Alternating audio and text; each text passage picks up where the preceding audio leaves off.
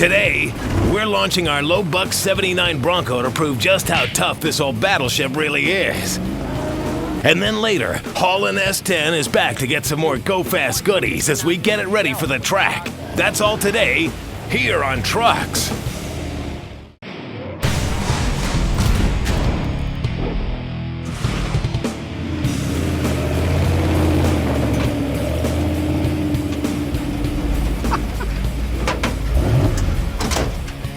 Hey, welcome to Trucks. The moment is finally here. We get to test out our full-size 79 Bronco. And in honor of our military-style camouflage paint job, we've officially named this rig Das Bronco. And I don't care who you are, this thing looks mean. But it wasn't long ago that it looked a heck of a lot different and was closer to a sad ending in a junkyard than a new beginning out here on the trail. But that's the beauty of these rigs. They're tough and they're worth saving. Just ask the guys at fullsizebronco.com. And the potential for an all-around trail truck, well, it's not out of the reach of the average guy. And even if you want to build an expensive, elaborate weekend toy or street truck, well, these full-size Broncos are built on a bulletproof platform that have stood the test of time, and they still prove themselves out on the trail. And that is exactly what we're going to do today. And this is an experiment on how much money we did not spend. But first, let's take a look back at where we began. Our Bronco, like a lot of trucks, had seen a hard life as a service vehicle, but it had all the right stuff, like heavy-duty running gear and suspension, and although it didn't have an engine in it, we got a 460 long block thrown in on the deal. So the potential that we saw with this 79 definitely outweighed the huge amount of work it was going to take to get it up and running. So with our Bronco on the trailer and a plan in mind, we dragged our new treasure back to the shop and set to work on some of the body rot and basic chassis maintenance. And with Das Bronco torn apart, new floors in the tub, we decided to focus on the drivetrain. And with our new short block back from the machine shop, we did a few inexpensive hot rodding tricks to it. Ryan gasket matched the intake and exhaust, and we threw in a hotter cam, Edelbrock aluminum intake, and carburetor, along with stock accessories. Now the 460 needed a new rear sump pan and some Transdap engine mounts to bolt it in between the rails, but it bolted right up to the new Reman C6. We threw stock drive shafts back in and rolled the dice on the 203T case with just a fluid change, since it checked out okay with some simple tests. And we'll know soon enough if this thing has what it takes to get us out of trouble, or better yet, into some trouble. But one of the things that gave this Bronco its most dramatic change over stock was the Rough Country 4-inch lift kit. We decided right from the start to keep this project real and not throw tons of money and a bunch of expensive parts at this Bronco. The 4-inch lift gave us the height we wanted without having to go to custom-length drive shafts. And that, combined with the Bushwhacker flares, gave us enough ground and tire clearance to do some pretty serious wheeling. So with the body back on the frame, we decided to shape up the sheet metal. Most of the body work was simple, just some surface rust and road rash, but the left rear corner was mashed in pretty good. So after a few rounds with Senior Knocker, our stud welding gun, and some good old-fashioned polyester surface enhancement material, and that stretched out, dented up quarter panel was now a distant memory and looking like new again. Like we've talked about before, this cab offers very little protection, so a roll cage was definitely in order. So Ryan went to work designing and building a basic 6-point cage out of 1 5/8 DOM steel. He anchored it down with large foot plates welded to the tub floor and lower A-pillars, and that's going to give us plenty of headroom and lots of protection. Using the same 1 5/8 inch tube and 1/8 inch plate, he designed bumpers that give us increased strength, steeper approach angles, as well as a winch mounting surface. And staying with our low buck theme on Das Bronco, we found a paint system from Duplicolor that allowed us to do a unique paint job with 3 different colors and clear coat, all with the historical significance for cheap. We used the lacquer-based paint shop system and a design taken from World War I Navy ships and laid down a 3-color camouflage paint scheme, and then gave it 2 coats of clear to keep the tree branches from digging into the color. We also covered the back of the Bronco in a rubber mat from LMC. Then we put our focus on finding a way to mount the mandatory spare tire in the back. So here's what we came up with. Using some leftover tubing from the bumpers, we designed a mount that would distribute the load and be more than strong enough to handle this big, heavy swamper. Plus, if we want to go to a little bit bigger tire in the future, well, it'll handle that too. And with this 12,500-pound rated super winch sitting on top of Ryan's new bumper, we ought to be able to hang this sucker from a tree. And one last thing, before we hit the trail, we're going to throw in this double trouble recovery hook. That's why we incorporated a receiver hitch into our rear bumper design. Okay, so here's what we spent to get to where we are now. Here are the big chunks, including the Bronco itself for $750. The 5 Super Swampers cost us more than $1,200. Our super winch was $900, and our Reman C6 was $650. But from there on out, everything was $500 or less, all the way down to our 460 long block. That was the best deal we got on anything. It was free. So, all things considered, we've got about $6,600 invested in Das Bronco, give or take a few bucks. And that leaves us with just enough gas money to run this thing up and down a few trails. So let's go see what this big boat will do. Hang on, cause Das Bronco is about to get unleashed. Don't go anywhere.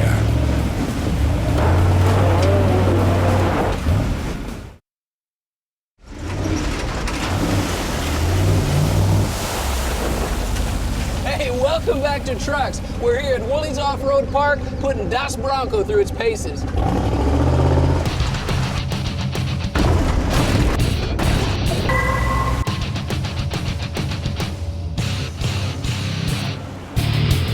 Now we've got the very best crew, always willing to pay the price to get you guys the best camera angles. We're ready for anything, and Das Bronco is too. A 5,500-pound vehicle that can devour Woolies mud bogs.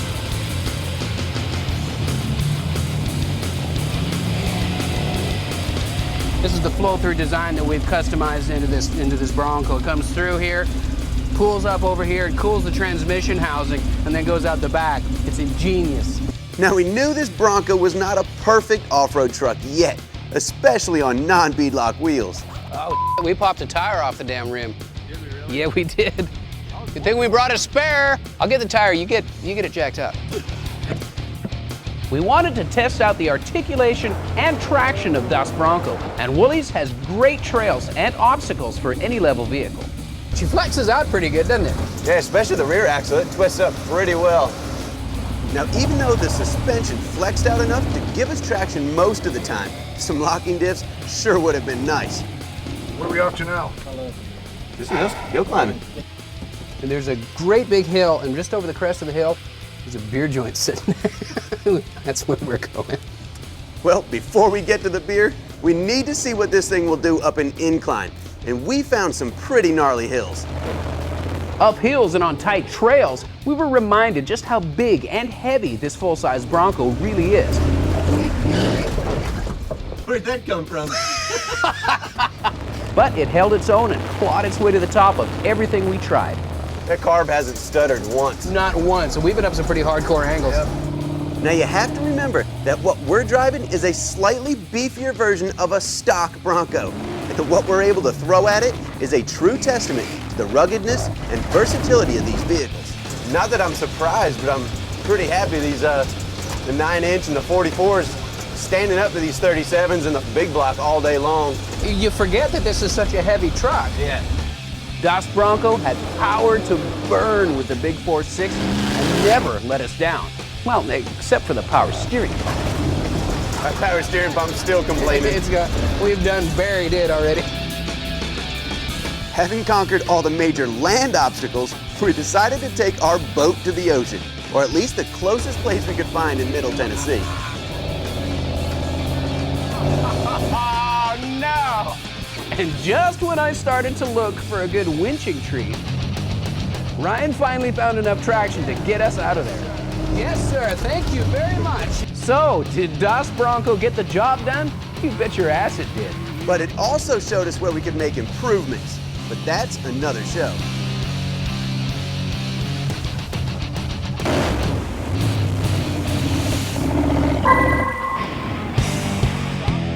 When we get back to the shop, we're out of the mud and getting ready for the strip with Haulin S-10. Hey, welcome back. Well, Das Bronco showed its colors, and with a pretty much stock drivetrain, this thing took everything we threw at it and shrugged it off. This thing is a beast, and we'll definitely be back for some more upgrades. like some beadlocks. And we'll give you guys a heads up when this project returns, because this story is far from over. But here at the truck shop, we got a lot of unfinished business, especially on our Haulin S-10 project. Now, this is a pro street truck, so it needs some form of an exhaust system. But we're so far from stock on this truck that we're going to have to make one. So we're using Magnaflow's universal hot rod system with 3-inch pipe to do it. We're also going to use these cutouts so we can open it up at the track. Now, this mandrel bent 304 stainless is beautiful stuff, and the workmanship is pretty outstanding. So we thought it'd be pretty cool to show you guys how this stuff is made.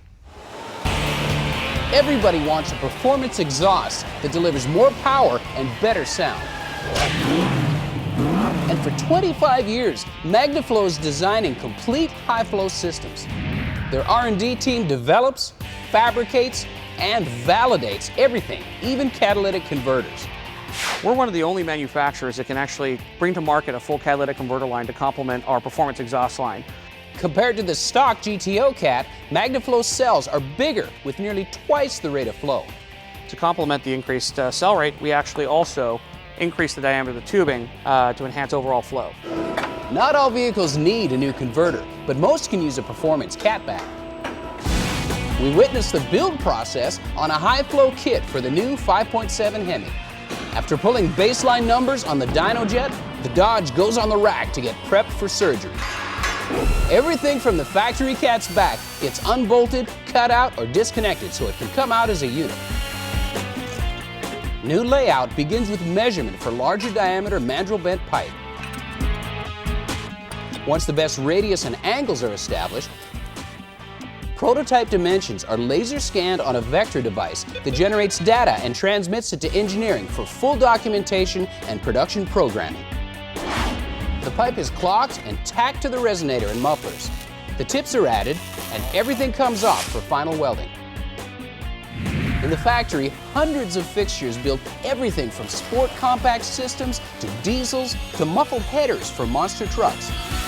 All the products are different, but they have one thing in common. This massive outdoor yard was our first clue. Exhaust veteran Brian Van Dyke explained, "If you put a lifetime warranty on the product, you better be able to back it up. So everything we use is 100% stainless steel. Internals, externals, everything on the muffler is 100% stainless." Stainless won't rust, but it won't add power. For that, there's the X-pipe. An X-pipe, when you have an exhaust pulse that fires and goes through this bank, then a fraction of a second later you get another pulse that fires through that bank. You can see through the X-pipe, as you have the exhaust gases cross over within the X-pipe, it creates a scavenging or vacuum effect in the rear part of the X and starts to pull the exhaust gases through. These guys go through tons of stainless every day. Muffler making here is mostly automated. Polished flat stock is cut, stamped, formed, and spot welded into shells. The Magnaflow straight-through design uses perforated pipe wrapped in sound-absorbing stainless mesh. Additional acoustical suppression material is added before the internals are inserted into the case. After the end caps are installed, the assembly is conveyed to a multi-station welding cell where computerized robots lap weld the end caps into vertical seam. Back in R&D, the crew final installs the catback. It's 20% lighter, flows nearly 100% over stock, and delivers a deep, powerful sound. The final step, power validation. The dyno jet reveals an extra 12 horsepower and 14 foot-pounds of torque at the rear wheels. Proof again, a quality catback is a great way to add attitude.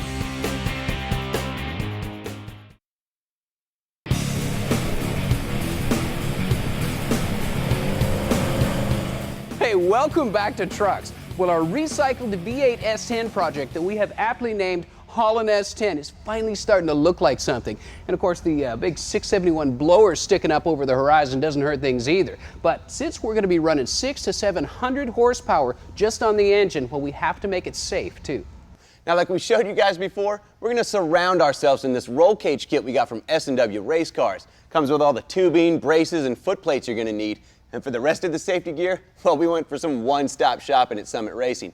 Picked up these Kirky Pro Street aluminum race seats, along with these 5-point harnesses that feature the nice cam lock disconnect. And you guys have already seen our main power disconnect switch. And for added measure, we're going to install a 5-pound fire suppression system that's activated by a cable release mounted within reach of the driver. And to top things off, well, we'll both be wearing shiny new brain buckets.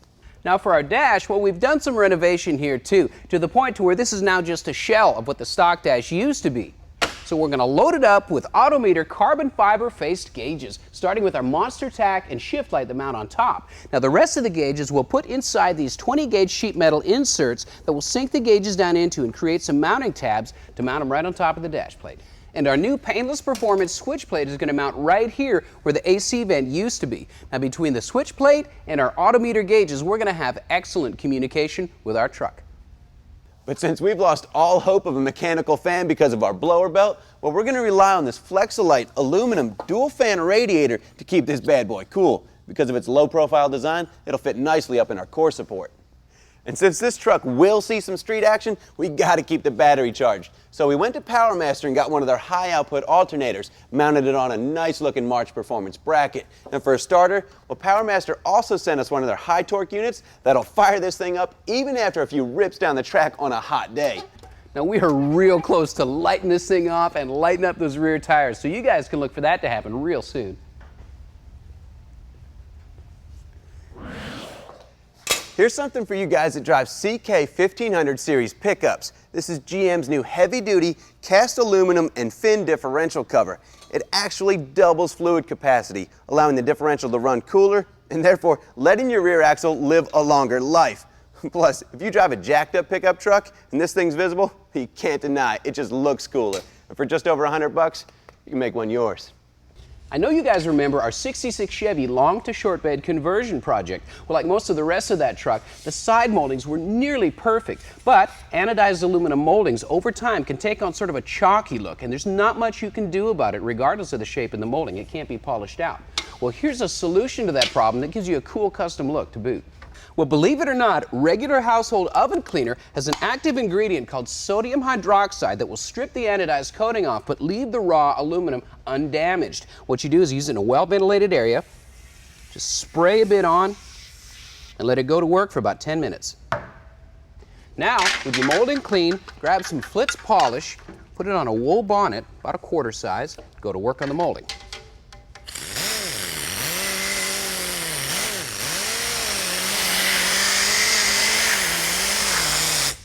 Now take a microfiber polishing cloth and rub the residue down.